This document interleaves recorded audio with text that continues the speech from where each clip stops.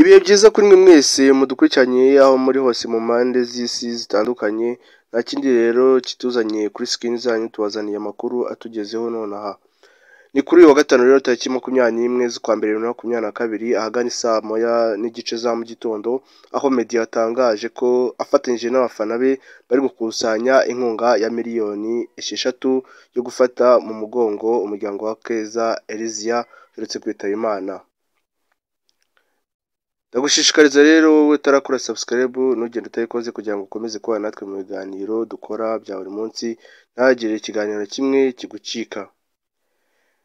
Nkuko rero nari nangiye mbibabwira, ni muri iki gitondo cyo kuwa gatanu aho Meddy yatangaje ko afatanyije n'ihuriro ry'abafana be bitwa Inkoramutima batangiye igikorwa cyo gukusanya miliyoni 6 yo gufata mu mugongo umuryango wa Keza Elizia uherutse kwitaba Imana aguye mu kigega cy'amazi. Akeza Elizia ni muntu ki? Akeza Elizia yari umwana ukiri muto yamenyekanye cyane ubwo yasubiragamo indirimbo ya Meddy yitwa My Vow. Uyu mwana uherutse kwitaba Imana, umurambo we wasanzwe mu kigega cy'amazi. Uru rupfu rwakoze ku mitima ya benshi batandukanye bo kuri iyi si. Urupfu rw'umwana w'umukobwa rwamenyekanye mu mpera z'iki cyumweru gishize. Urwego rw'igihugu rw'ubugenzacyaha rukomeje iperereza ku cyateye uru rupfu rw'uyu mwana.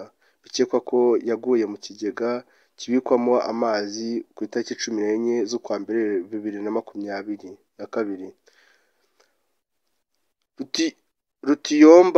Rutiyomba Akeza Elizia yigaga mu mwaka wa mbere w'amashuri abanza. Kimwe n'abanyarwanda bamenye iyi nkuru, benshi mu byamamare bashenguwe n'urupfu rwe, aho mu bababaye cyane harimo na Meddy wasubiwemo indirimbo ye My Vow n'uyu mwana mutoya w'umukobwa. Meddy n'abafana be mu gufata mu mugongo umuryango wa Keza batangiye rero gukusanya inkunga yo gufata mu mugongo uyu muryango wa Keza, aho batangiye gukusanya amafaranga banyuze kuri GoFundMe. Nyuma y'amasaha make hatangijwe ubukangurambaga bwo gukusanya inkunga, hamaze kuboneka arenga miliyoni 4. Ubwo twakoraga iyi nkuru niyo mafaranga yari amaze gukusanywa. Twasoza rero twifuriza mwe mwese aho muri hose, tubabwira ngo mukomere kubwo kubura uyu mwana wari ufite impano yo guhanga watuvuyemo. Twemeze no kumusabira agira uruko ridashira.